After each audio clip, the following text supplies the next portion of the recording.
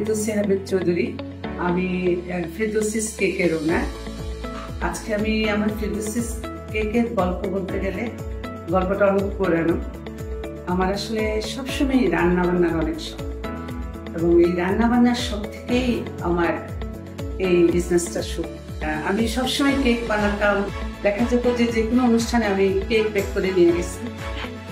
ওই ইয়ে থেকে আস্তে আস্তে আমার বিজনেসের চিন্তাটা মাথায় আসে আস্তে আস্তে। তারপরে আমি ওই 2011-এ আমি আমার পেজটা চালু করি। মাঝে মাঝে যে অর্ডারগুলি আসছে কোনোটাকেই আমি কিন্তু অবহেলা করে নিই।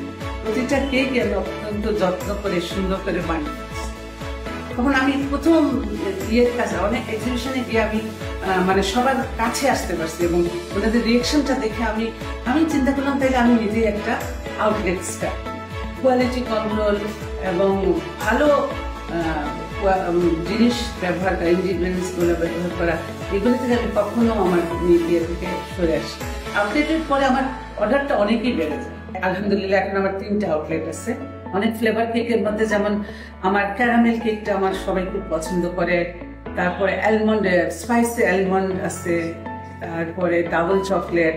আলহামদুলিল্লাহ 2023 পর্যন্ত বাংলাদেশের সবচেয়ে বড় কেক, সবচেয়ে বেশি ওজনের কেকটা আমরা করেছি, সেটা ছিল 900 কেজি।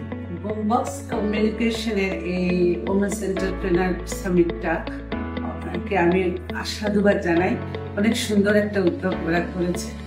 আশা করি ভবিষ্যতে ওরা আরো সুন্দর সুন্দর এবং আরো বড় করে অনুষ্ঠানের আয়োজন করবে। ওদেরকে আমি অনেক ওদের জন্য অনেক শুভেচ্ছা এবং শুভকামনা।